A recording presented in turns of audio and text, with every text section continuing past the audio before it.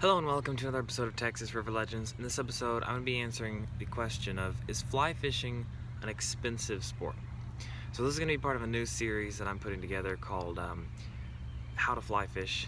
Fly fishing is a fantastic sport, an awesome way to fish, a lot of fun, and I'm going to be answering the question of, is it actually expensive? Because you go into a fly shop, you're going to see a lot of fly rods that are $300, $400, $500, $600, $700, $800, outfits that are going to run over $1,000, $100 worth of flies, gear, fly vests, all this expensive, complicated gear. But do you really need that? Is fly fishing a truly an expensive sport? The answer, in my opinion, is no. There's not all that many things you really need to get into fly fishing. You need a fly rod, a fly reel, fly line, so a fly outfit. You need a pair of cutters, something to cut line with. You need some pliers or hemostats, flies, and some leader. That's about it. But I'm going to be showing you some of the most budget-friendly and least expensive options for all of that, from fly rods to flies to leader and everything in between. So how you can get into fly fishing for pretty much under $150. So let's get right into it. You can easily spend $1,000 on a fly rod outfit, but you don't have to, because there are a lot of brands and a lot of budget-friendly fly rods out there on the market. I have two here that I'm going to be showing you. The first one is one of the first fly rods I bought, which is the White River Fly Shop Bugger Rod. This is a Bass Pro Shops brand fly rod. The White River Fly Shop is their fly fishing brand, and it's a great rod. Like, I've used it for years. It hasn't broken, hasn't done anything like that, and I've got a lot of panfish, some bass, a lot of smaller stuff on it. This is a 5-weight. This is an 8'6" 5-weight, but it is really a very good rod, especially for the money, because this thing runs at $50, I believe, right? $45, $50 for this fly rod. That's a really, really good price, especially for the fly rod you're getting. The epoxy's good, the guides are good, they haven't worn out and discolored.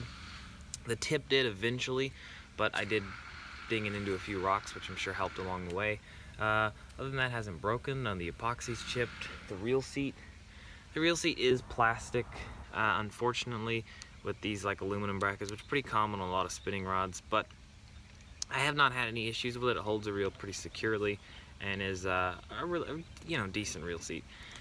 So really put together, the rod is a great rod. The only drawback to it is only a 2-piece. Now, White River Fly Shop, Bass Pro Shops fly fishing brand, they sell a lot of outfits like the Hobbs Creek complete outfit. That are complete outfits. They have everything: rod, reel, line, and carrying case. Those are a great option if you're just looking to get into fly fishing, but they run about $150 to $160, $170 for just the outfit with the line. And really, you can get the, I believe, the Hobbs Creek rods and things, but Bass Pro Shop sells a lot of fly rods that are, fairly good rods. They caught fish, they work well, and they're affordable. I mean, they sell a lot of rods between the $40 and $60 mark. You can obviously spend a little more, $80, but you don't really need to. So the Bugger rod, that's my first, recommendation. I'd also recommend, looking at the Hobbs Creek rods if you're interested in purchasing one from Bass Pro Shops. But the White River Fly Shop Bugger rod is one of my recommendations for a affordable rod. So that one comes in right at about the $40, $50 mark. Moving on to one that I just recently got and I'm absolutely blown away by. This is the Piscifun Sword 2 fly rod. No, just the Piscifun Sword. Piscifun is one of those brands on Amazon that they don't sell in stores. You can only get them on Amazon, and they have a lot of really good reviews. So I figured, I'll pick one up, I'll see what it's like. I'm amazed, to be honest. This is a 7-weight, so it's considerably heavier than a 5-weight as far as action, but it's really feels pretty balanced. It casts beautifully. I'll get into in a separate video all the fly rod weights and everything. That'll probably be the next video. Quick rundown: if you're just fishing, average rivers, ponds, lakes, you're going to go with probably a 5 or a 6-weight. If you're going for more bass than you are panfish, if you're going for fish that are going to be medium to large size, go with a 6-weight. If you're going for fish that are medium to smaller size, you're gonna want to go with a 5-weight fly rod. This one, the 7-weight, retails for $55, but the 5-weight retails for, I think, right about the same price as the bugger rod, right about 50 bucks. So really hard to beat price. All the epoxy wraps pretty much perfect. The guides, they're all aligned, they're not crooked, they don't have any dings or spots where epoxy's like leaked and gotten all over the guide instead of on the wraps.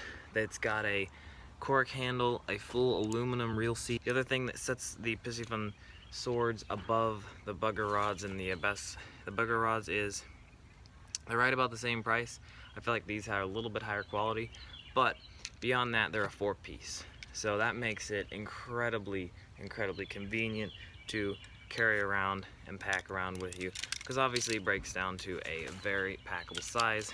I'd say I would pretty much always recommend getting a 4-piece fly rod unless you don't really plan to travel with it and you're not really gonna, and you don't mind it being a 2-piece. If you don't mind it being 2-piece, you know, it's no big deal, but I'd recommend a 4-piece fly rod. So that is the Piscifun sword.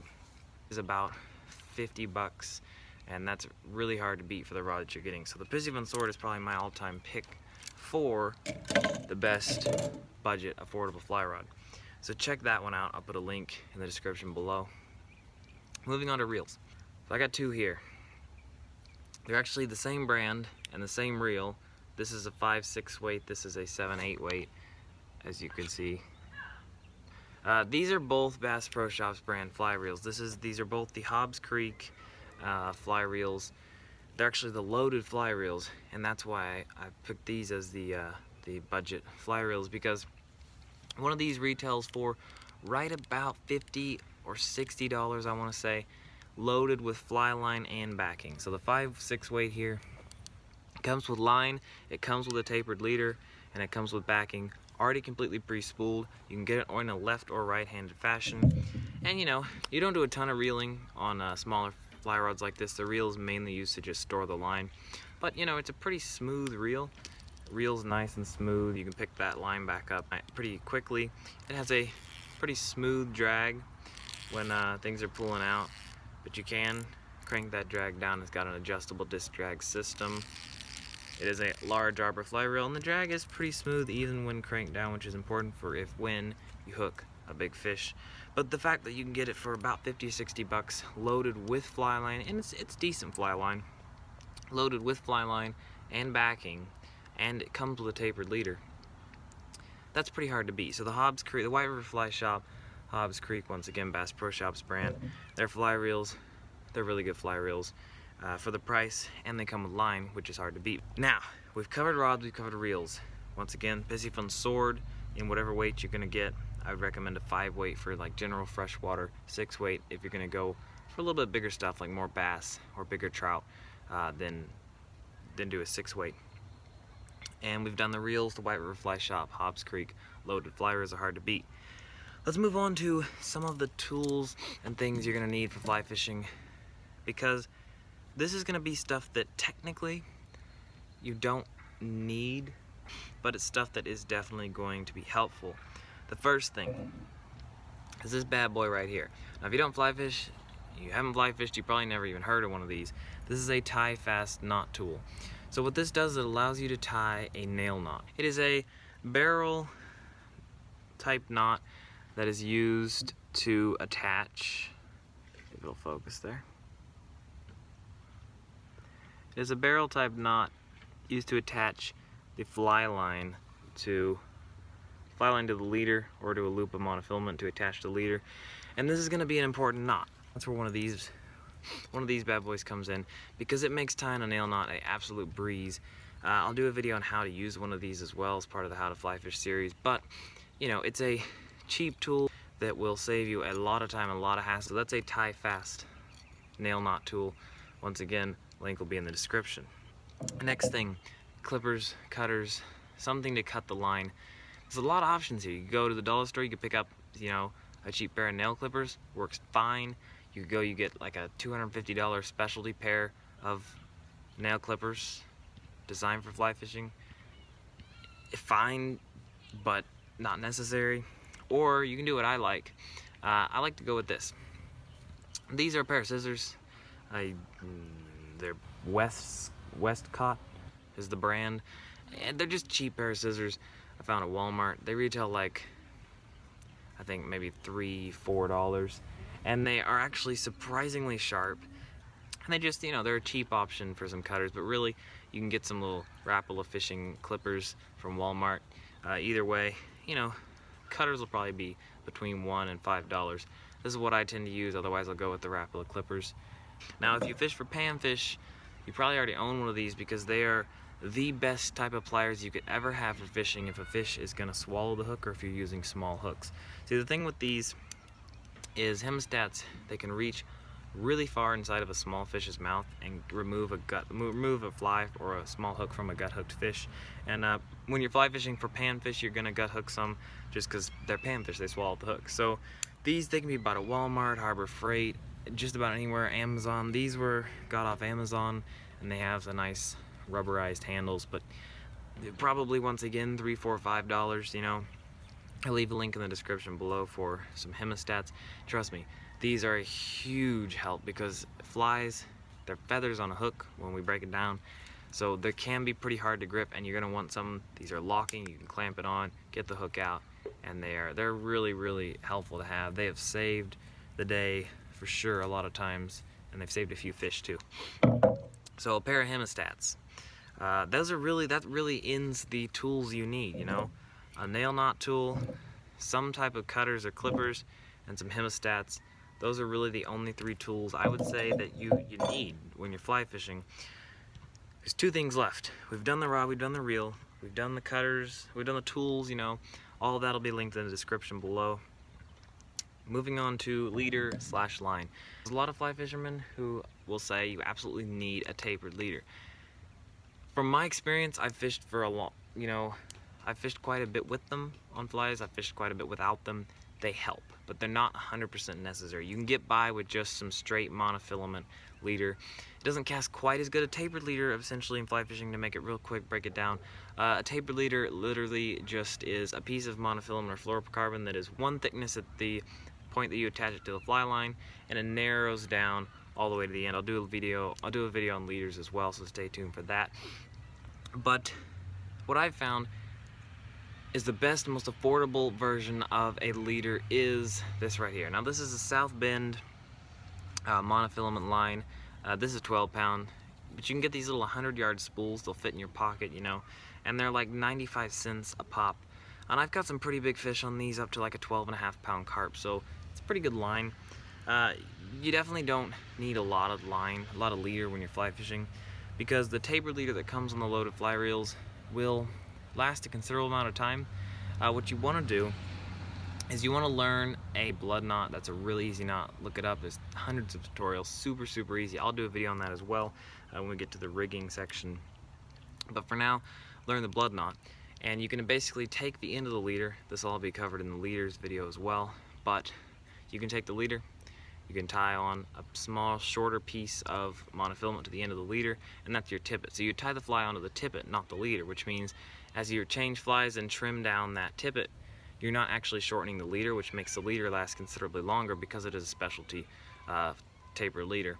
I'll explain it better, like I said, in the leaders video when I make that. But simply, this stuff's going to be leader and tippet, and it works real well. You can get it in a variety from like 2-pound to 20-pound, but I would say for just general, maybe get, I'd say 6, 8, and 10-pound. You can get some 12-pound if you're going to do some bass fishing. Like I said, they're like 95 cents, so they're real cheap, and 100 yards will last you a considerable amount of time, even if you're using this for your straight leader. And that brings us to the last thing you need, and that's flies. Now you may say, well, this is going to take forever. This might be another, 45 minutes. Add a long time to this video, but it can't because the bugs are coming out and destroying me. So that's not going to happen. No, I'm going to keep this simple, because if you are going to fish warm water fly fishing, starting out, chances are you're going to start out with smaller bass and panfish. And in my opinion, there's really only one fly you need, and that is a popper. Now this is a little chartreuse popper I've had forever. You can see how chewed up that thing is. This thing's probably caught well over 100 fish. And here's the thing. I purchased this at Walmart in a package of 6 or 8 of them that I've seen at countless Walmarts. You can get them at Academy, all kinds of places. It's just a little generic popper kit you can buy at most Walmarts and everywhere. They've got this, couple other ones of different sizes. Dynamite for panfish. I can't tell you how well this thing works. Absolutely my favorite fly. Literally from pretty much spring to fall. In the winter it can be tough, but since you're probably going to be watching this and starting out fly fishing in the spring and summer, which is the best months to do it, absolutely, I'd go with just some poppers. Get some cheap poppers from like Walmart or Academy. You can find them, Bass Pro Shops. Get you a few cheap poppers. You want some small ones, smallest you can find. I think this is maybe like a size 14, size 12. Like I said, I'll get into more of, you know, explaining flies and everything and some selections to get you through winter as well in another video. But just poppers. Start out with a few poppers, go to Walmart, find a little 8-pack of these bad boys, tie them on, and I can't tell you, you will catch so many panfish and so many, you know, small to medium-sized bass that it's crazy. And they're pretty durable. They last a considerable time. I've had one break, and I've had this package for like a year now. So unless you get hung up in trees, at which case go to Walmart and buy another 8-pack. I think it was like $5 at most. It was under $10 for 8 flies, and that's a really good deal. But little poppers like that, especially chartreuse, but the little 8-pack, if you can find it, is just the best flies to start out with. They're easy to fish, they're fun to fish, they're on the top. You know, you just twitch them across, you'll see the fish come up and eat it. It's a blast. And let me tell you, spring and summer, these are hard to beat. It's pretty much all I fish. So that is everything you need to start fly fishing. You know, the rod, the reels, line, leader, tools, and flies. Hopefully that made sense. If you like it, like the video. You know, stay tuned. Make sure you subscribe for more and to continue watching this series and learn. I'll have some videos where I'm actually fishing and explaining things on the water, as well as more videos where I explain, you know, flies and some better selections to get through like the late fall and winter months. I'm gonna go as far as I can with this series and just try to break down fly fishing as simply as I can to get more people into it, because really when you think about it, it's not a complicated sport. It's a sport that's been made complicated, but it's really not. It's one of the more simple types of fishing. So I'm gonna link everything in the description below, but thanks for watching, and get out there and catch some more fish.